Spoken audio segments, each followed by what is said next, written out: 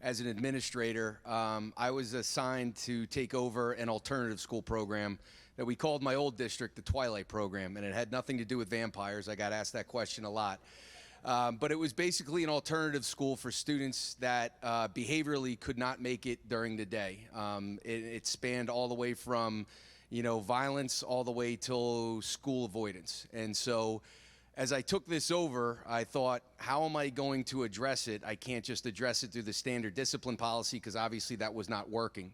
So I looked for some alternatives and I started to research effective alternative schools in the area, which led me to one in Pennsylvania that did restorative practices, and that's where I started my training. And I oversaw another alternative school program that we called Project Trust at my former district, and that was a special ed, self-contained, separate from the high school. And the case manager of that program and myself started researching this and implementing it in both programs. So thank you for the opportunity to talk about it and how we've kind of started to implement it here at the Hills. So I'm going to start with a great question that was put forth when I went to a restorative practices training, and I think it kind of sums it up. So why do most people do the right thing most of the time? And it's a great question, and I think you saw it there in all the speeches and everything else. I think when people feel connected to a community and part of a community, they're less likely to break those social ties and those social agreements that they have. So one of the things that you'll see in restorative practices, and it's a thread all the way through, is repairing harm, maintaining the community, and building community. And those are the themes that you'll see within the whole span of restorative practices. So this is the IRRP kind of slogan. The Restorative Practices movement seeks to develop good relationships and restore a sense of community in an increasingly disconnected world. So I thought that was a great quote. There's basically 4 pillars of restorative practices, and some of them overlap. Social discipline window, which is how we look at engaging students when there's a harm. Fair process, which is kind of embedded in the social discipline window. The science of affect, and then the continuum of practices I'll talk a little bit about. So the first one, I kind of look, and I have this hanging in my office, and I always think about this whenever we're dealing with some kind of code of conduct or whatever. And it's a great model of looking at.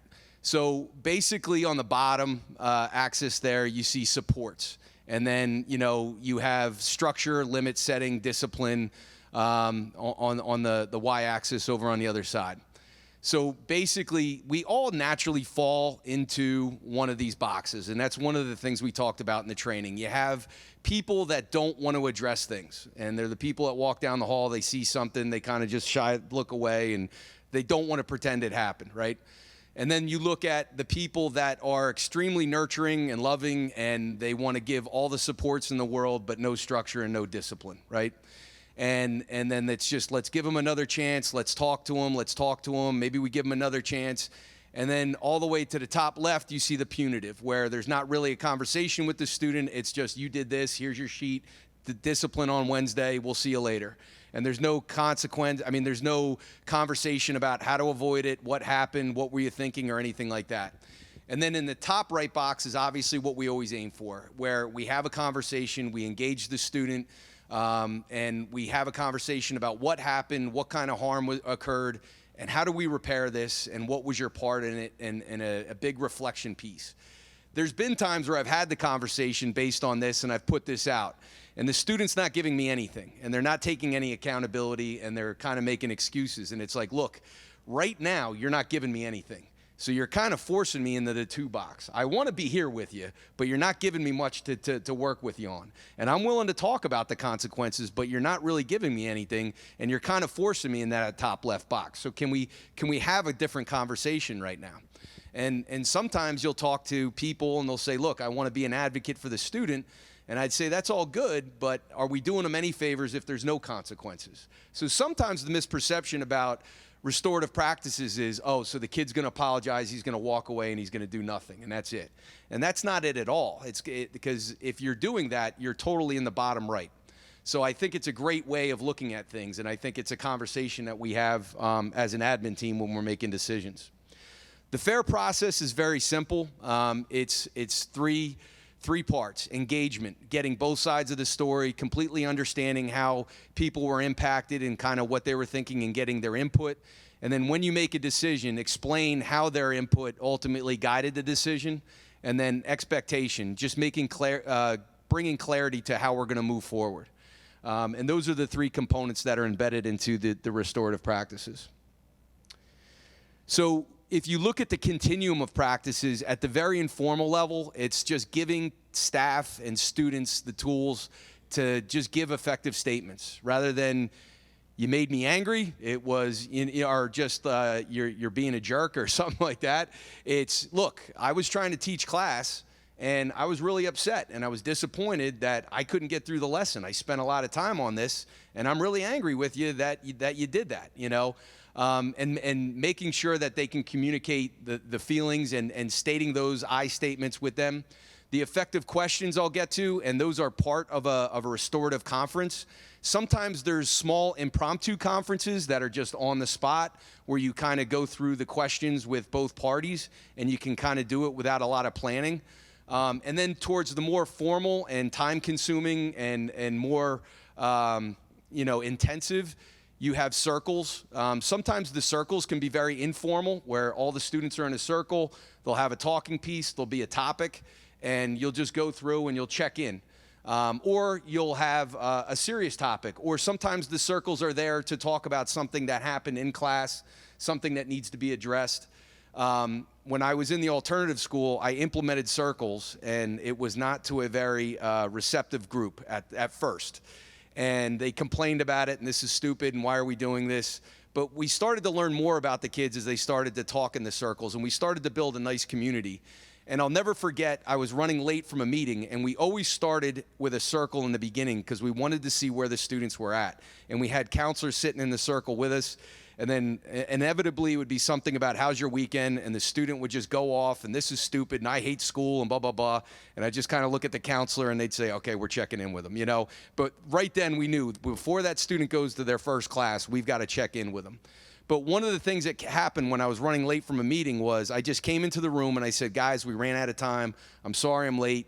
We can't have circles today. And then they all blew up on me. What are you talking about? It just became a routine. It became a tradition. It's something we did. And when I didn't do that, and I just laughed and I said, you guys complained about this for like 3 weeks, and now you're ripping me for not doing it? And they're just like grumbled and then kind of walked out. But it was neat that they valued it enough to complain about the fact that we didn't do it. And it was a nice thing. So the formal conference I'll talk about in a minute. It is time intensive. But what you plan and ultimately go through to implement them pays off in the long run. It's not like a magic wand. It doesn't do away with every single difficulty that student has. But when that specific behavior is addressed in the conference, what I typically found was there may be other problems going on, but you never have to revisit that same issue again. And it's a great thing. Another one of the restorative practices that we were trained in, because we didn't have a lot of parent buy-in. And so what we did was we got trained in something within restorative practices called family group decision making. And it was created up in Canada for Native families that really felt as though things were being imposed from them on the outside. But basically what you do is you bring in a ton of services that you think would be appropriate for the family. You give them a bottom line. Look, we need to get your son or daughter to this point. We need this and this for them to function in school. And then each of the services are presented, and then you all leave the room.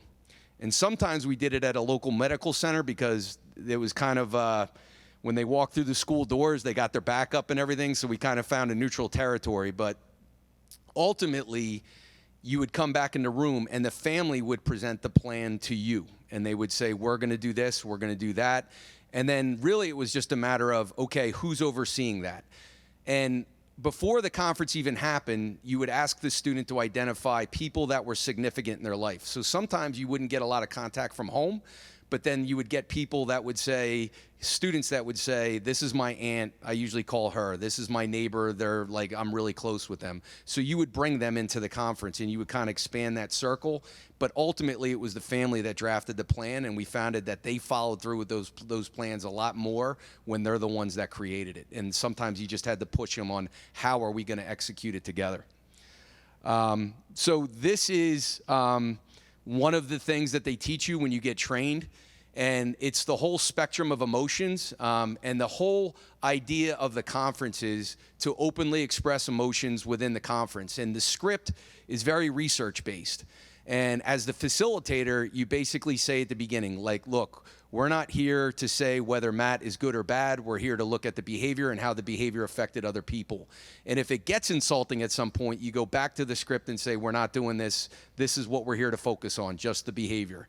What you'll typically see within the spectrum of emotions is the student starts out in the beginning and they have their head down and they're mumbling and their elbows are on their knees and they're kind of looking at the ground. As you move through the conference and you start talking about things, and the parents talk and the person that was harmed talks and their parents talk, and you start to move through it, you see their head kind of pick up a little bit, and you start coming up with ways to address it. And the parents are able to say, look, this is not typical behavior for my son or daughter. They can move through this. And then you kind of see them move through this area to the point where they're starting to feel better and they're starting to engage with everybody. So at a school level, there would be different tiers of support within these restorative practices. The first ones are really about circles, effective statements, building community, and developing social and emotional competence. So those are very simple things that you can implement. At the middle level, you start talking about informal conferences. You start talking about even having your assistant principals and the people that deal with discipline and some of the teachers learning the effective questions and kind of going through those, whether the person was harmed or committed to harm, going through those questions. And at the very top level, you have those very formal things of family group decision making and restorative conferences that are more time intensive. And this is something that we would bring out after something happened and that there was an incident and you would see a student like lashing out or just shutting down. And we call this the compass of shame. Now, if this sounds really psychological and kind of touchy-feeling, I would just say to you, I was not that guy in the beginning when I had the training. And there was parts of it where they were telling me how to use these tools and I was like, I can't do this, right? But after using it and kind of having a structure to kind of address things, I started to embrace this, and working along with the case manager I was at the time, she would bring out this compass and she would say, now you did this, and right now, where do you think you are at on the compass? You know, and then kind of guide the student through the emotions that they were expressing at that time. And at that time, it was a lot of attack others, you know, and they had their back up after their behavior was addressed. So these are the restorative questions. You know, you start with, well, what happened? And so they kind of give you their version of the story. And then ultimately you say, well, what were you thinking about at the time? And I'll be honest with you, they'll just say, I don't know. And you'll say, well, obviously you were upset, or obviously this happened. So, all right, I guess I was angry. And then ultimately, the next question, what have you thought about since then? Well, what do you mean? Well, she did this, and I'm not asking you about that. I'm asking, what have you thought about since then? And sometimes you have to ask that follow-up question. So would you do the same thing again? So if given the same circumstances, would you do it again? Well, no. Okay, so what would you have done? And then you kind of guide them through that. The next questions are really what kind of get down into it. Like, who do you think's been affected? Me? Just you? You know, well, how do you think the teacher felt when you went off and did all that? She's probably mad. Okay, but why was she mad? Well, like probably embarrassed her. Well, yeah, you know. And then so and then you dig down to, well, how were they affected? You know, after they can name the people. Sometimes they until you process it with them, they have no idea all the people that have been affected. And then other times you use these in the conference, but sometimes you use it when you can't get the conference done, but you just want to acknowledge the person that was harmed. You want to acknowledge kind of what they went through. So you kind of just ask these questions about, what was your reaction at the time? How do you feel about what happened? What's the hardest thing for you? And a lot of times the student hasn't even processed these questions themselves, and it starts to kind of guide them through them, and it gets them to the point of what the main issue of the whole incident is. And ultimately, how did your family and friends react when they heard about the incident? So these are the two sets of questions that kind of structure the conference, and you move through them. So ultimately within this conference, and I could say this, within my experience of running conferences, the problem with school discipline is the person that committed the harm, you call that parent, and the parent tells you, this is not how I raised my child. And I don't know what was going on with them that day, but this is not them. This is not the typical them, and I hope you understand that, and we're going to deal with it, and this is going to get better. And on this side, you have the family that was harmed. And I'm telling you, this kid is going to do this again. This kid is out for my kid. And I tell you, this has to come from home and things like that. And I had one incident in my previous district where there was a kid that made an anti-Semitic comment. And I called the family, and we ran the conference, and there's something called a pre-conference where you meet with both families to figure out if this is going to be appropriate or not. And the one family was like, they're not raised this way, and I don't understand why he would have said that, and we're trying to deal with it right now. The other family was kind of guessing what they thought the discipline was, and it wasn't enough. And they were going to the state, and they said something more has to be done about this, and what are you going to do about it? And it started to spiral out of control, and then I said to my assistant principal who was dealing with the incident, can I run a conference? And they said, sure. And when we brought it together, both families were able to share their perspective. And by the end of it, they were both crying, you know? And then it turned to me, and then they started yelling at me for why the conference wasn't done sooner.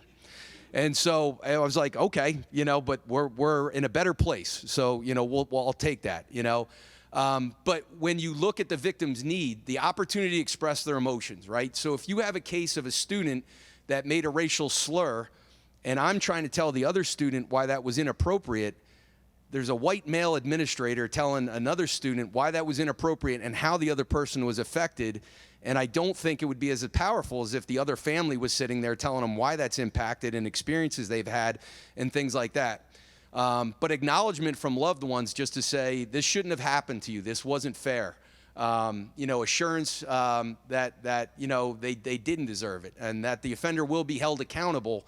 And there's a moment in the conference where you basically ask the person that was harmed, what do you need to move forward? What do you need out of this conference? And they'll say, I need them to apologize.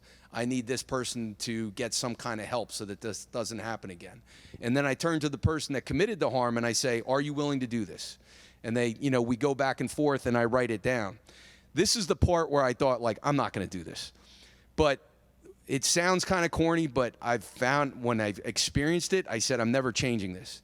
There's a part when you draft the contract, and they call it the symbolic breaking of the bread, right? So I purposely leave the room. I take a little longer than I do, and I just put snacks, real informal snacks in the back. And I say, thank you for moving through the conference and moving through this difficult situation. I'm going to go write up the contract. Help yourself to the refreshments. And you purposely take a little bit more time than you need to, and when you come back in the room, they're talking again. You know, uncomfortably, but cordially, you know, and what they said the significance of it is that student that committed the harm now has that ability to shed the shame label and kind of rejoin the community, you know. And as corny as that sounds, I didn't want to do it, but they said trust the script, so I did, and I'm glad I did because it was pretty powerful when I experienced it. Sometimes there's financial restitution. But a lot of times there's apology. And like I said before, there's always the assumption of the person that committed the harm and questions of why did you do this? Is this something that you targeted personally at me? And a lot of times there's all those fears that aren't in reality. And they don't have the chance to move through that unless both parties are in the same room. And then the assurance of safety moving forward, that this isn't going to happen again. I will repair the harm. And no, I didn't have anything out for you. I just wasn't thinking that day. And that often comes out. So what I just described to you is basically the process. You do the preamble, you read the script, you kind of set the guidelines and why we're there that day.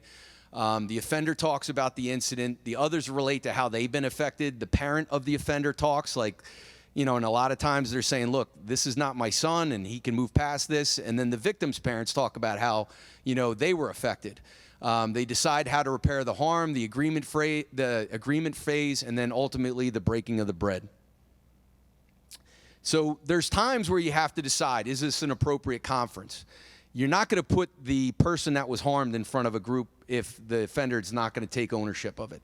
So you got to make sure that the offender is ultimately agreeing to do it, and you never want to push the person that was harmed into the position if they're not comfortable. And that has been the sticking point at the Hills when we try to run the conferences and we try to empower the person that was harmed to participate.